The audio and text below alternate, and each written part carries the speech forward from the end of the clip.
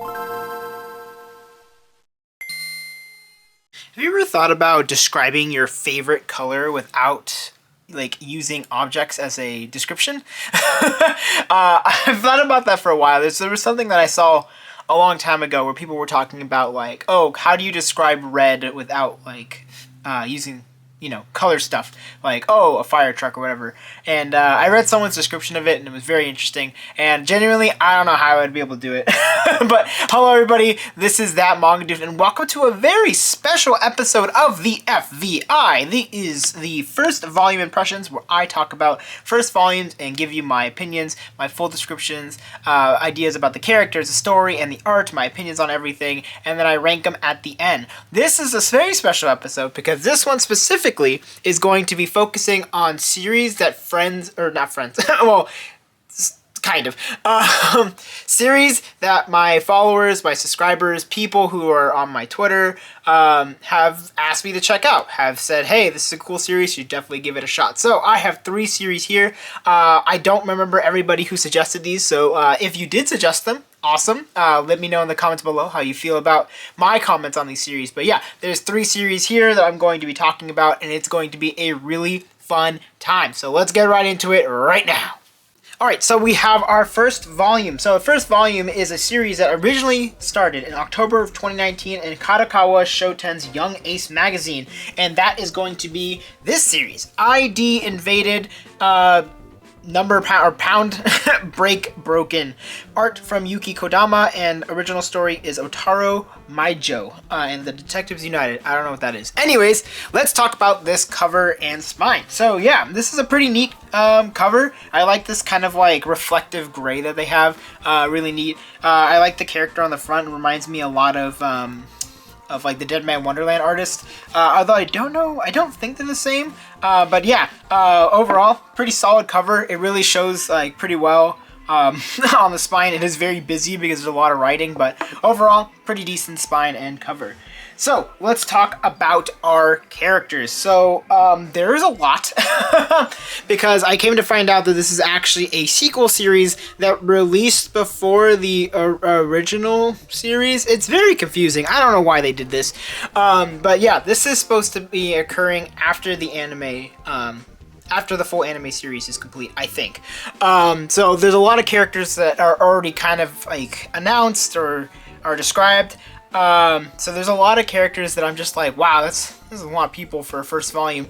But overall, honestly, I liked all of the characters. I'm going to only really be talking about one, and that's going to be the guy here on the front. It is Akihito Nori Hisagi. Did I write Hisaga? His name is very long. He only says it like once or twice throughout this entire volume. But overall, he's a really interesting character. I think his character is fascinating to see within the story itself. I don't really know the context of what's going on per se, but what we do get, he's, very caring, really trying to help people as much as possible. He's very athletic, very physically strong. Overall, he's a pretty interesting character. I don't really know, like I said, what's truly going on with him in terms of the background or the context for that. Probably need to watch the anime for that. But in terms of what is introduced within this specific volume, I think there's enough here that makes him interesting. Makes you want to see what he's going to be able to do in the future. So let's get into the story. So the story is literally just all gas, no brakes. It's super fast, super like intense almost the entire time. But basically, our main character here, he wakes up and he has no idea what is going on. He's in a car that is for some reason just accelerating, and everybody else is also accelerating really fast and can't seem to stop for some reason. So he's trying to figure out what's going on. Some things happen. You get to see like his physical skills, and then you come to find out he like basically dies and is like wakes up, and he's in this room like chained down. All these people are watching over him, kind of like analyzing data or whatever, and they're like, oh, it's time for you to go back in. So that's how this volume starts. So like I mentioned, this is a sequel series to an anime by the same name, ID Invaded. I have watched the first episode and I thought it was really cool, and it didn't really give you that much context as to what is truly going on, but overall I do like the story. I like the sci-fi elements of it. I always like a mystery series, which is what this is at the core of it. It's very interesting. It's very fun to read in general. I almost said watch because they're kind of you kind of need to watch and read this series. But overall, this manga is actually just a really good time. This first volume, I really like the story. I think it's pretty cool, and it feels like it can work even without knowing the context, because at the end of the day, it's still just a mystery series. So there's still plenty of information that's being fed to you, so you can keep yourself interested. So overall, good story. I really liked it, and I'm really curious as to what's going on, because man, the ending of this volume leaves on a massive cliffhanger, and I am stressed. Now, talking about the art. So, the art I'm kind of mixed on. I like a lot of the action stuff. I think the action's really cool. It's really intense. There's a lot of, like, big moments. The sound effects are really solid. The character designs, I'm, like, not super keen on. They feel very, like, anime protagonist for the main character, you know, super spiky hair with the kind of, like, edgy coolness to him. But like I said, I do actually like a lot of the paneling. The movement is really nice. Like, it flows very well.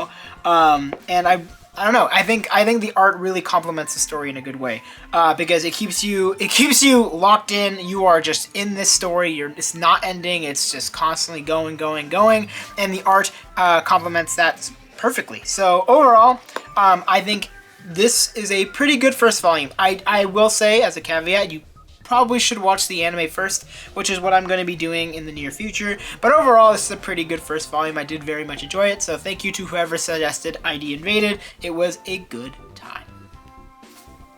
Okay, so now for a volume that's kind of out of my comfort zone. So this one comes to us from Kodansha's app Magazine Pocket, first released in June of 2020, and that is going to be It's Just Not My Night, Tale of a Fallen Vampire Queen from Muchi Maro. So let's talk about this cover and spine. I very much enjoy this cover. This is a very pretty cover. I like the really bright moon in the background. Highly helps to push out the character in the front. I think the foreshortening is pretty solid with the hand and stuff like that, even though the hand's kind of weird looking, to be honest.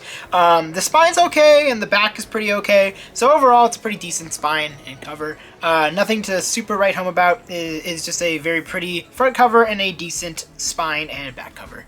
Now, let's get into the characters. So, there's only one that I'm going to mention, and that's Monomir Blugeral, I think is how you pronounce her name. That is the main character, and that's the person here on the front. She is a vampire queen who, as the name suggests, she is a fallen vampire queen because she has officially lost all of her powers. She's quirky, she's weird, has totally gotten the wrong idea of what is going on in her situation. She's very funny, just kind of strange. Definitely one of those, like, fish out of water, but, like, in a monster to human world kind of, like, feeling, not necessarily like country girl to city girl kind of thing. So overall, I don't know, I think she's cool. Not necessarily like my favorite character in the world, but she's entertaining. Which leads into the story, because, well, I guess there is a story here. So basically, like I said, Monomir is like this super powerful vampire queen, has been taking over worlds here and there, and has officially, like, going on to her next world. And basically she's like, surprise me. So then her, like, associates are like, all right, let's just let's throw darts at a dartboard and see what happens. So that's what happens, and then she falls into the real world, or aka the like Earth.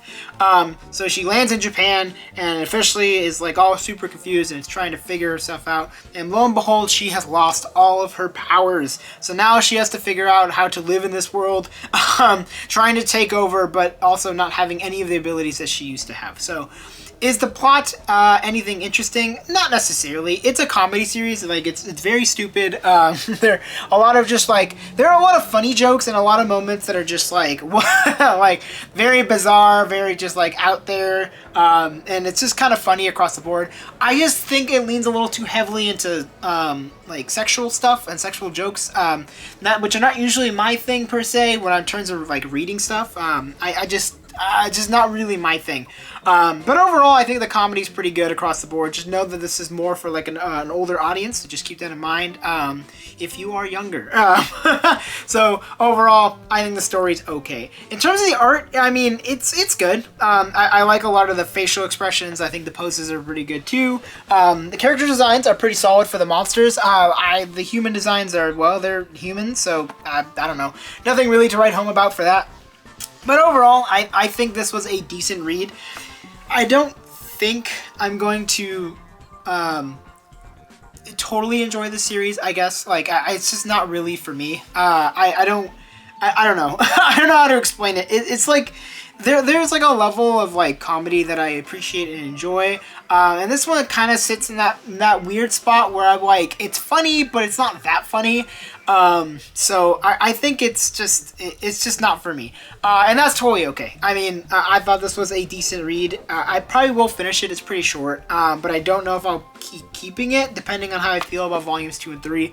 But like I said, overall, it's a decent comedy series, or decent like raunchy comedy. So if you want one of those, definitely go give it a shot.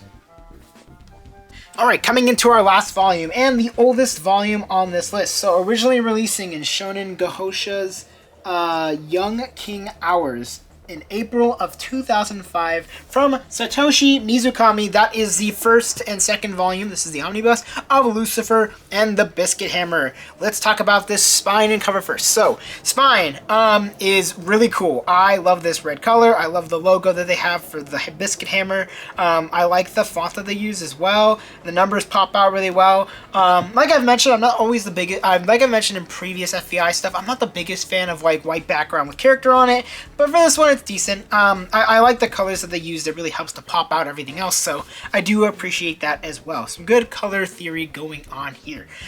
Now, let's get us into the characters. There are 2 of them, and I'm going to be talking about them separately. So first, we have the character who is here on the back. This is Amamiya Yuhi. He is the male lead. He is edgy. He is brooding. He is a butt. And he annoys the crap out of me. But I kind of am interested into where his character is going to go. I think they've made it... his character is very complex, I would say. I would say extremely complex. And they build it out really well within the first 2 volumes. This first omnibus. He really goes through a lot. I like his character development across the board. There's just a lot going on in his background and stuff like that, which I don't really want to spoil if you want to check out Lucifer and the Biscuit Hammer. But overall, I think he's a very interesting male lead, but I just don't like him very much as a, like, if that makes sense. I like him as a character, but I don't like him as, like, a person. I don't know how to explain that. But on the flip side, we have ourselves the female lead. Her name is Asahina Samidare, which is an interesting name. I've never heard a name like that. Asahina, yes, but Samidare, not really. But she's like the complete opposite of him, of our main male lead. She's loud, she's kind of rambunctious, very like athletic, very funny, very goofy, extremely strong. Kind of love her. I don't know, she's great. She also has a lot going on as well. Very ulterior motive-y kind of person, and I just kind of genuinely like that. I don't know. I really like how her character is developed. Just across the board. She already was a very interesting character, but she gets like much better as we move into like the second part of this series, or the second part of this volume. So overall, I like her a lot more, but I think that's kind of the point. So overall, she's great. Now the story is very wacky. It's the best way to explain it. Basically, main character wakes up, so this guy wakes up and there is just a lizard in his face, and he's like, what the heck? And this lizard's like, I am a knight and we must protect the princess so we could stop the Biscuit Hammer. And can you imagine waking up with just a lizard just saying random stuff like that? And you're like, 1, why is there a talking lizard on me? 2, what the hell is he talking about? So it's really weird right off the bat. And basically, the Biscuit Hammer is this giant hammer that I think it's like the mage, I think is what they call him, if I remember correctly, has created this thing, this golem, and it's a giant hammer, and basically, if they don't stop it, it's going to destroy the world. So, our main character's goal, Yuki's goal, is to stop that from happening, to destroy the Biscuit Hammer so they could save the world. Overall, it's a very strange premise, and you get right into it very quickly, but I really like where the characters are. I really like the story, the ideas that are brought ahead. A lot of interesting and complex themes they tackle as well. So overall, I actually really like the story.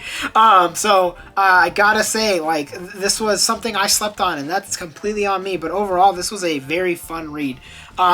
Especially for the stories. Now, in terms of the art's also really good. I like this like unique style that they have. I think the action's done really well. There's a lot of great paneling, a lot of great movement, it's just overall just a very, very good read. I think the story is good, the characters are good, and the art is fantastic. I think Seven Seas did a really good release with this. I actually really did like it a lot. So overall, this was really good. I would say if you're looking for a fun action series with some pretty interesting mystery and plot going on in the background, I would say definitely check this one out. This one's a lot of fun. Okay, now it is time to rank our our 3 series that we talked about today. There's only 3 of them, so it's actually going to be pretty easy for me. If you could tell by my tone, I think you're going to know how this is going to rank. So basically, this is my ranking. So third place goes to It's Just Not My Night, Tales of a Fallen Vampire Queen. Like I said, it's just not really my thing. I do think it's funny at some parts, but I do think it's a little too weird for me at other parts. ID Invaded, I think, is very good. I just think that it's weird for it to be a sequel series, even though it came out first. And there are a couple things that I wish were fleshed out more in the manga, so we didn't have to watch the anime. But I still think this is a pretty solid standalone volume on itself. Then first place obviously goes to Lucifer and the Biscuit Hammer. This was just a really, really good read. Right up my alley, a ton of fun, but really enjoying it. So I definitely need to be picking up the next couple of volumes. But yeah, that's going to be it for this FVI. What did you think of these 3 volumes? Have you checked out these series before? If you're the person who suggested them, what did you think of my opinions on this series? Let me know in the comments below. I want to know what you guys think of your own series that you suggested. If you have other series to suggest for this kind of video, let me know in the comments below as well. I'd love to do more of these. I think they're really fun. Just see how what my followers or people that I follow and subscribers like and enjoy, because I think it's interesting to see other people's perspective on things that you enjoy. So overall, yeah, that's going to be it. You know what to do. You can like, you can comment, you can subscribe. Those are all amazing things. You're really, really, really appreciated when you do those things. You can also join the membership for my channel if you want to get these videos a little bit earlier. You'll get them on Friday, on Thursday, maybe even Wednesday, before the Sunday release schedule. So you don't have to join it, but I really appreciate it if you do. And yeah, that's going to be it for this FVI. I will see you in the next episode. Bye-bye.